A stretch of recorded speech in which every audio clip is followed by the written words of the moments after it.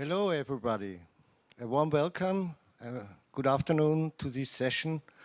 I'm really happy to make a short introduction to this session. I'm Mondria. I'm Managing Director of Electronica Solutions, and I'm really happy to introduce you to this session because it underlines our long-term collaboration with ESA. And it's wonderful that we can see now the latest results of our collaboration. I will overhand to Simonetta Cheli, the Director of the Earth Observation Programs and Head of ESRIN, the Earth Observation Department of ESA. She will give us a short video message. Please.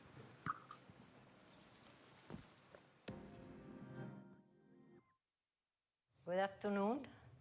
I would like to welcome you from the European Space Agency establishment ESRIN in Frascati to this event.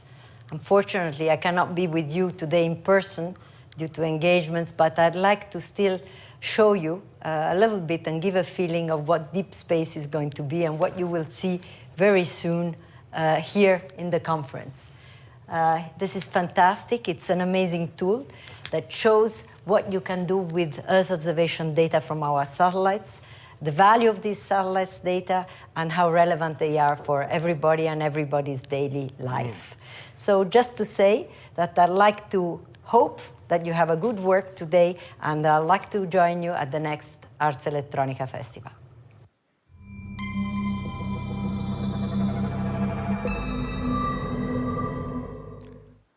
Yeah, some problems with the video, but anyhow. Next year, I'm really pretty sure that she will be here in person and we do a session here live physically. So now we have the luck to have Robert Meissner here. I will introduce Robert Meissner. He's head of communications of Earth observation and the mind master behind the FEE experience, the visitor center that is built in the headquarters of ESRIN in Frascati in Rome, nearby Rome. And please, Robert, come on stage and lead us through the fantastic data and visualizations that we have prepared for this session. Thank you, Michi, for this. My first time here in the Ars Electronica Center was together with Niels Supervisor, who is sitting here as well, in 1996. I did not expect to stand here in the deep space at that time and give a presentation, but today, this is the day. I welcome you as well, also on behalf of Simonetta Cheli, who can't be here, as she said. So you have to bear with me. I'm going to give you an introduction into global views of our planet, because that's what we do. We observe the planet from space regularly in high resolution, and we see what is happening on our planet. And this information is vital for understanding what climate change, but also what other elements of global change are doing to our planet. And I'm going to give you some global views, some of the many we have, to give you a feeling how satellites see our planet, why they are important, and why it is so important to look at our planet as a whole, and then go into the details. And the first sequence I'm going to show you here is this animation of wind fields. So basically, these are the winds that you see on our planet. The trade winds, on the right side, you see Spain in the center of the globe. On the left, you see Central America and North America, and what you're seeing is the trade winds and the low pressure systems. I'm showing you this not to explain to you the wind fields, but to make you understand how dynamic our atmosphere is, which is why we need satellites that can see the atmosphere very often, because it changes very fast. If you think about clouds, so depending on what you want to look at, you need a different satellite. Weather satellites take a picture every 15 minutes to be able to track the changes in the cloud cover, for example, but also the changes in the wind and also the changes in the pressure systems. What I want to talk about a bit is climate change. And the main driver for climate change is, where are we? Here. The increase that we're experiencing and seeing in carbon dioxide concentration. Everybody knows CO2, by now everybody knows, CO2 is the driver of the warming of our planet. This is physically well understood since 100 years almost, more than 100 years. And doing the math leads to the fact that we have a change which is according to what would be expected physically. So it's matching very well what we're observing and what has been predicted. On the other hand, the predictions are off, as we know, because some things are happening much faster or in a different way, because the regional situations are different. The poles are warming much faster, for example. Changes in the wind systems are very difficult to predict. But in general, this is CO2 concentrations. This is a model, so it's not observations because there is no way in the moment to properly observe it. But you see where it's red, there is a lot of CO2 emissions, and they are very fastly, evenly distributed. So it doesn't matter where the CO2 is emitted. Unlike air pollution, for example, where you have a local impact, the CO2 emissions just have a global impact. And the main thing to look at basically is this graph down here on the left.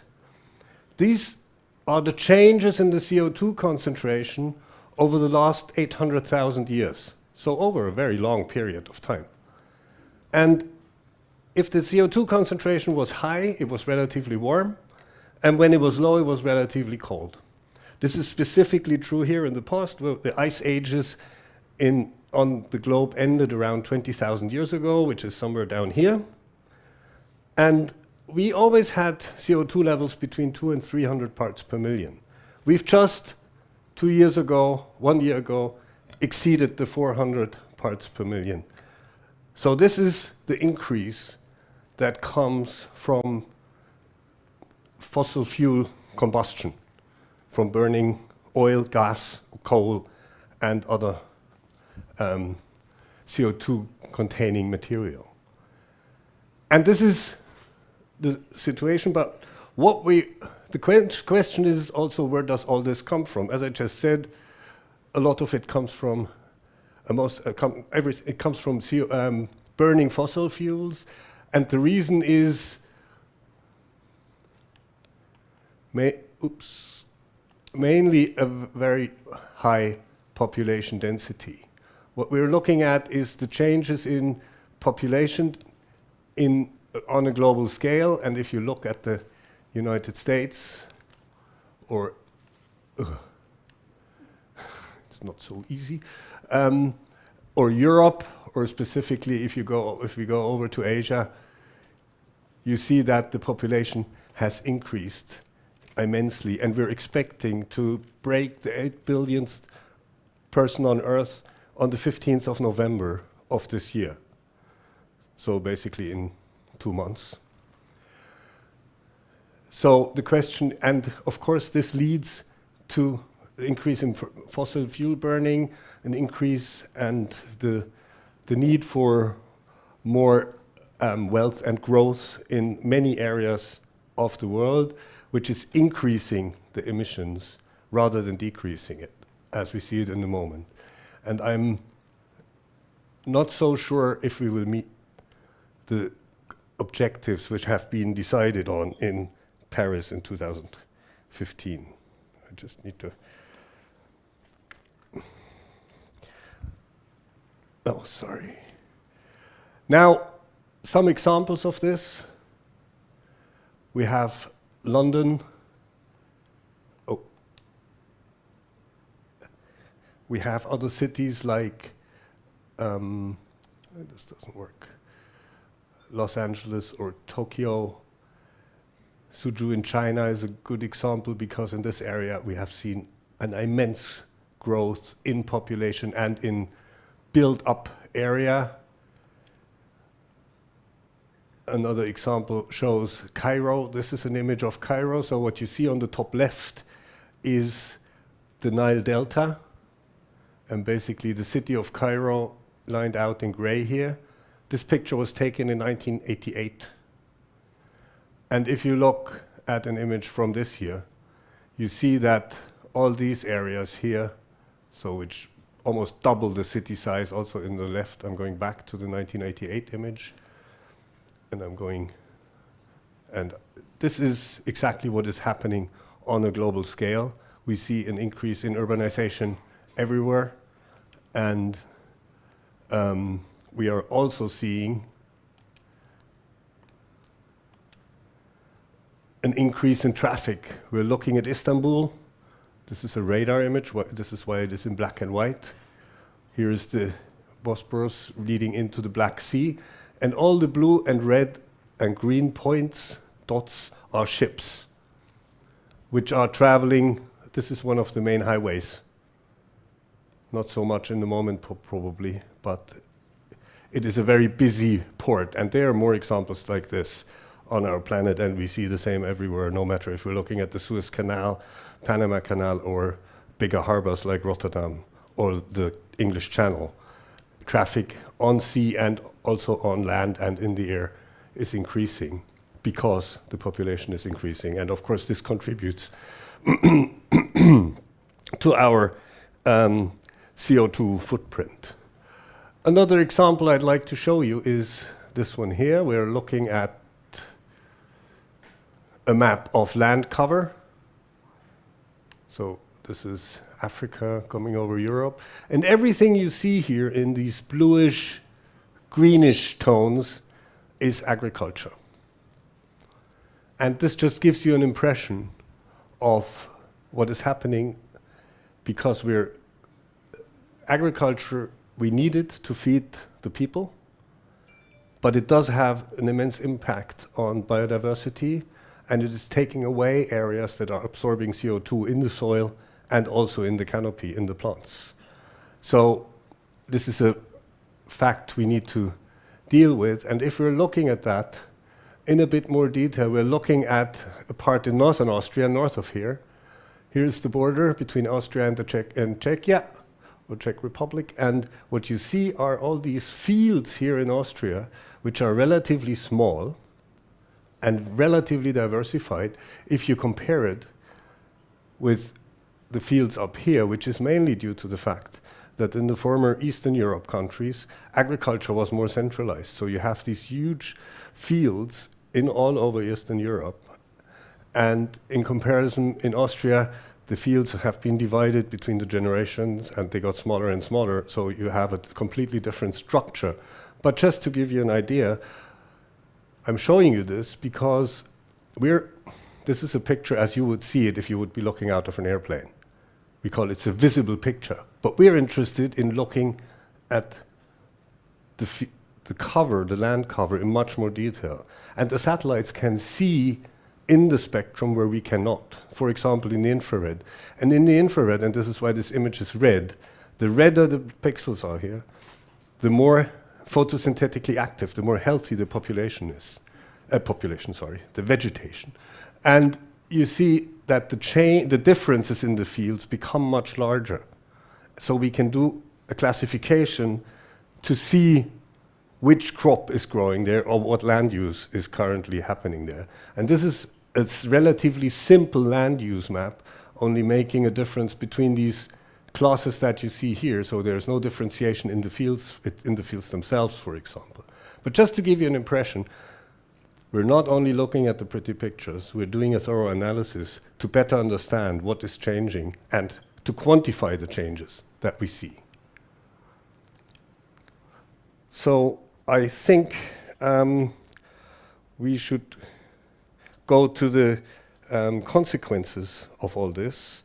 And I want to start with an example looking at the oceans.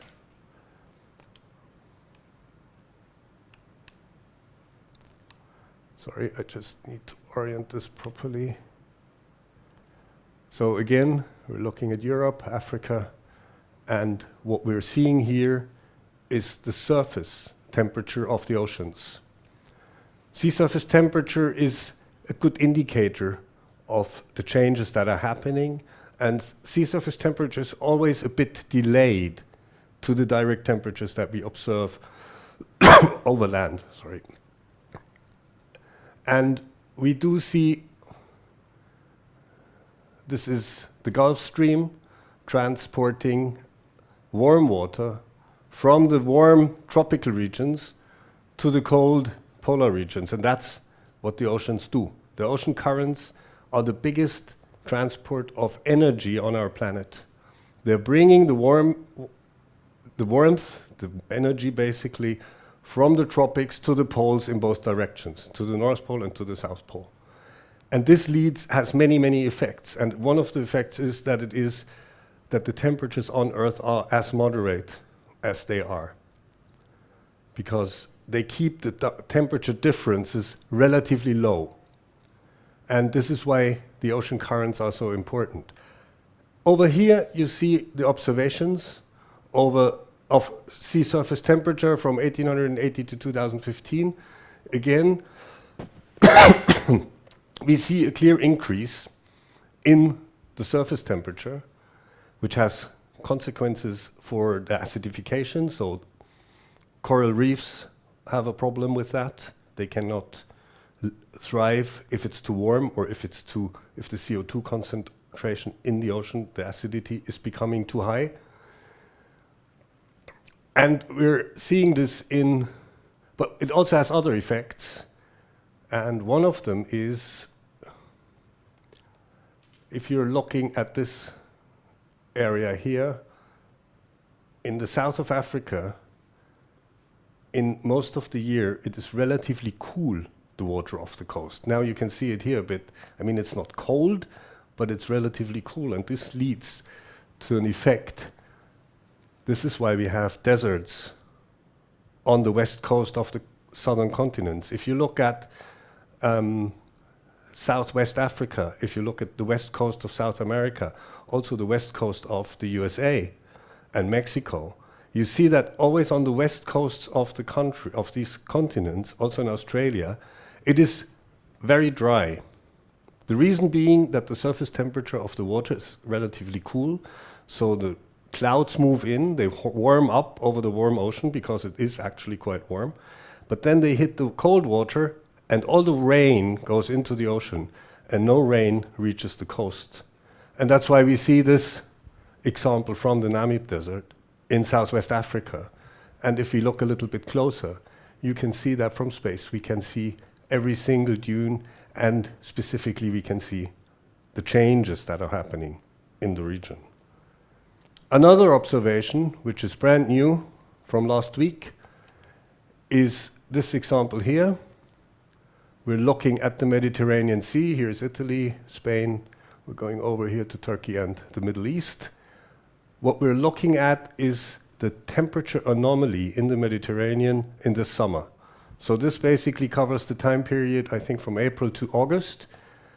And this down here is the scale, and we're observing temperatures specifically here and in the Adriatic, which exceeded 4 to 5 degrees in the maximum, above the 20-year average, that we had as a reference. So we took the surface temperature of the last 20 years, from 1985 to 2005, and we compared that to the 2022 temperatures.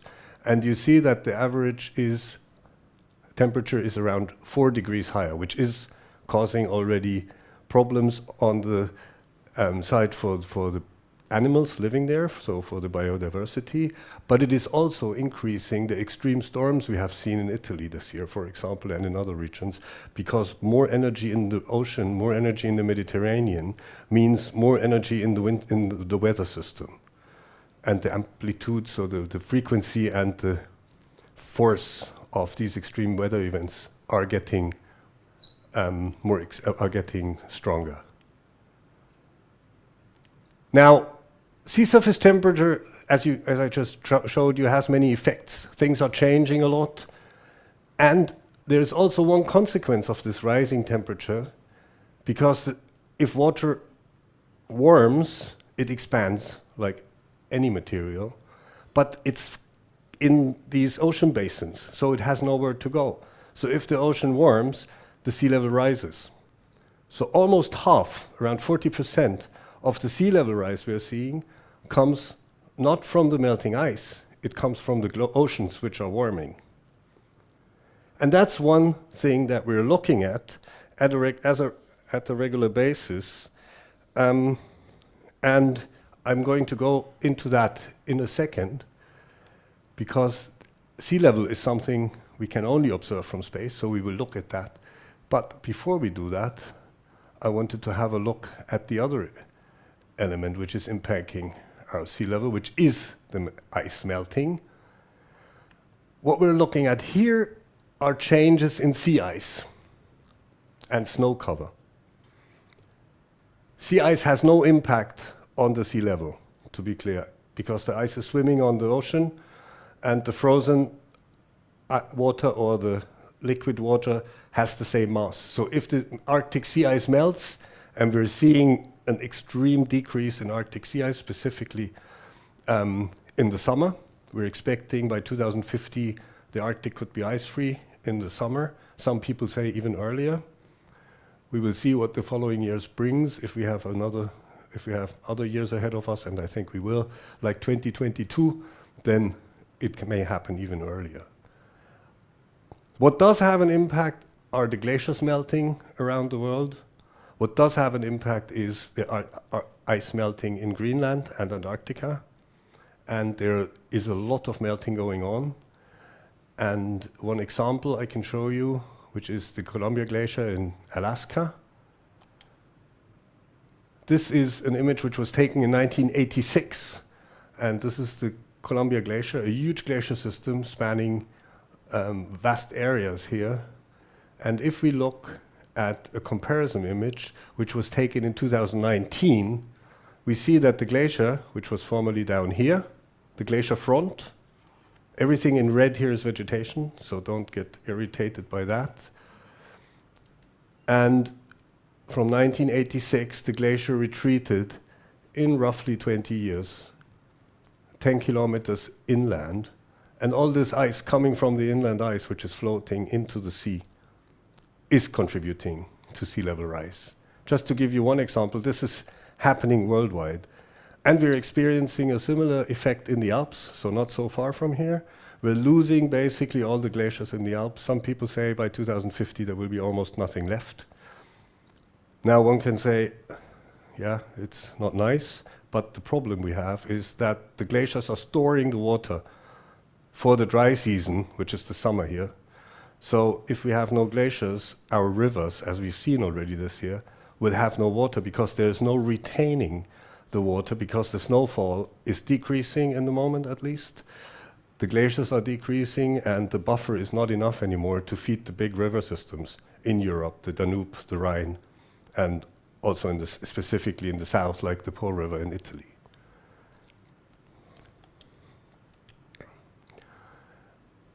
So I've said we will have a look at sea level, and the specific reason why I want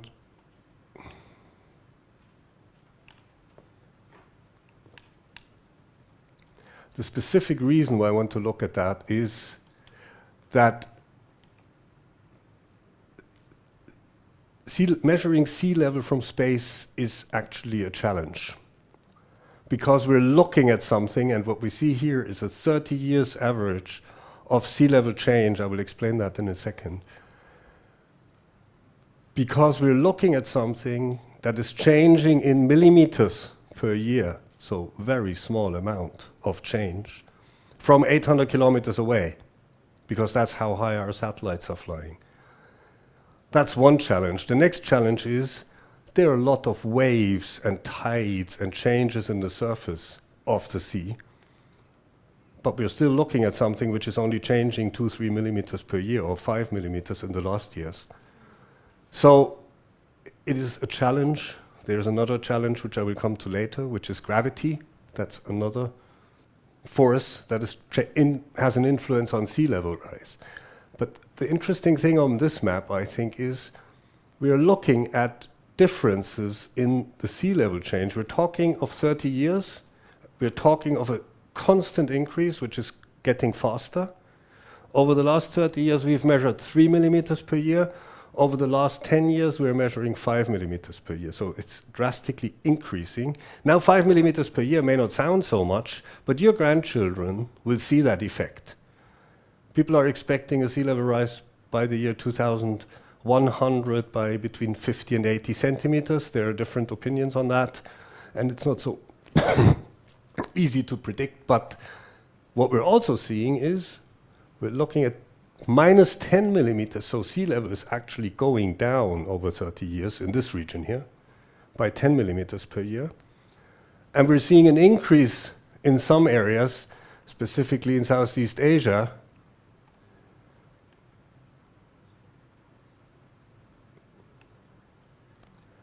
here around Australia and towards the southern Antarctic Ocean.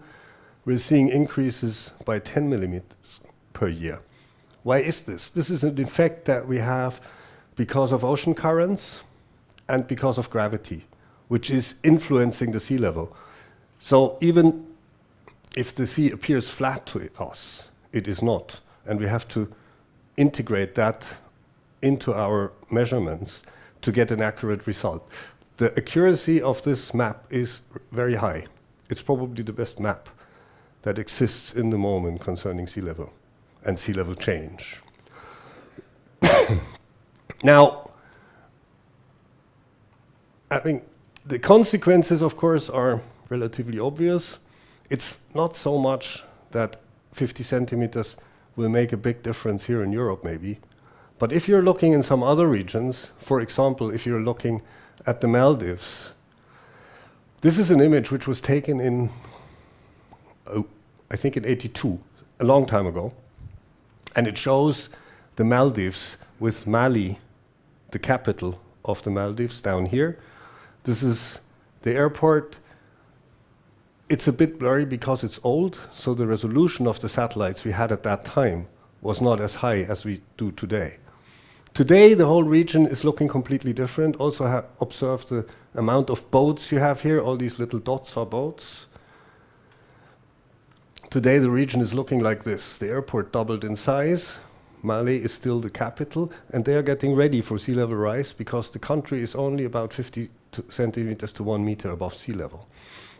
They have built a completely new settlement, which didn't exist before, including a big harbor, which is higher above the sea level than the rest of the capital, to be ready for the next 100 years. But it's not a solution which can last forever.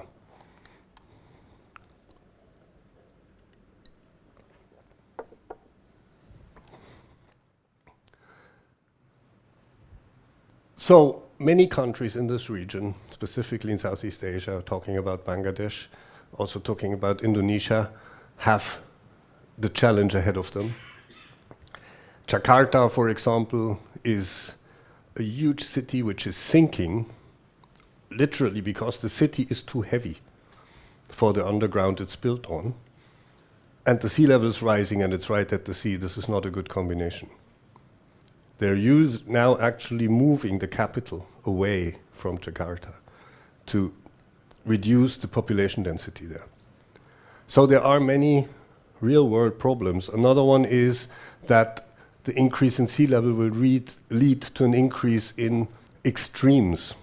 So high water marks will be higher in the future, and high water events will be more frequent in the future. So it's not coming from one day to the other. Just to give you an idea. I've said we have gravity to look at, and just to give you an idea of, sorry, I need to orient myself.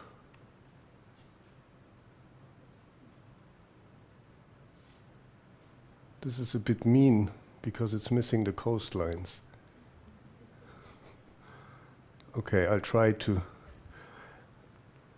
This is the most accurate gravity model that exists in the moment of our planet. And the instrument we used to create this was called GOCHE. It was a gravity mission, but the O in GOCHE stands for oceans. Because GOCHE measured the gravity in order to be able to create the sea level change map that I've just showed you before. Because there's a big thing in this. This is basically, if we say it in a simplified way, the true shape of our planet, at least if we're looking at the oceans. So here you have fields of low gravity in dark blue, and where the gravity is high, it is red. Now, what's the consequence? What we're looking at is here, this is the southern tip of India. Here is the Tibetan plateau. Over here, we're moving into Southeast Asia. And over here, let me turn this a bit. We see the Red Sea and the Arabic Peninsula, and over there, we're going into the Mediterranean Sea. Now, a low gravity here means that if you start from the southern tip of India with your boat on the ocean, and you're sailing towards the Red Sea into the Suez Canal, your boat has to climb up almost 200 meters in height, on a very long way. But if you don't take these 200 meters into account when you're measuring sea level rise and sea level change, you have a big problem, because the accuracy of your measurements will be way off.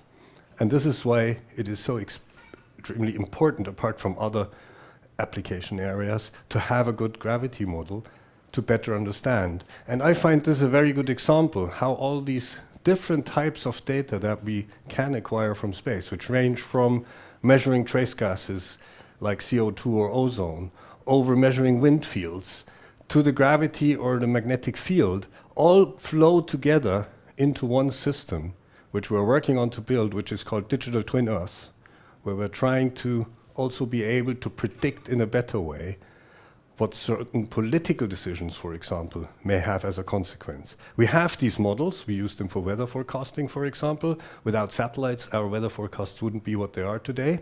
And weather forecast is not about if you can go to the beach. It's about extreme event warning. It's about taking an airplane, going on a boat. For farmers, it's essential to know what the weather forecast is like. And we are now moving to the next step, and we're going to try to build a digital twin which will be able to integrate all this data together with models which come from many partners in Europe, to be able to back political decisions or scientific findings by getting the bigger picture of a complete Earth. And I think this is the important thing, that we are able to look at all these different parameters and all bring them together on a global scale regularly and from a reliable source. This concludes my little presentation. I hope I could give you an insight into this, and I wish you a good time at the Ars Electronica Festival, and I'm thanking the people here at the Ars Electronica Center for the invitation and the possibility to talk here. Thank you very much.